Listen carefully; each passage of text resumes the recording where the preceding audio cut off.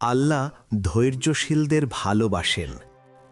কখনো কি গভীর রাতে বুকের ভেতর জমে থাকা কষ্টে নিঃশব্দে কেঁদেছ? কেউ দেখেনি, কেউ বোঝেনি, কিন্তু আল্লাহ দেখেছেন। তুমি যখন চুপচাপ সহ্য করেছ, মুখে অভিযোগ করনি, শুধু আল্লাহর দিকে তাকিয়ে থেকেছ, তখনই আল্লাহ বলেছেন, আমি ধৈর্যশীলদের ভালোবাসি।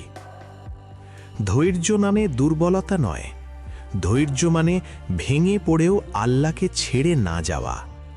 হয়তো আজ তোমার দোয়ার উত্তর নেই, হয়তো আজ আকাশটা খুব নীরব, কিন্তু বিশ্বাস করো, আল্লাহ দেরি করেন, কিন্তু এক মুহূর্তের জন্যেও তোমাকে ভুলে যান না।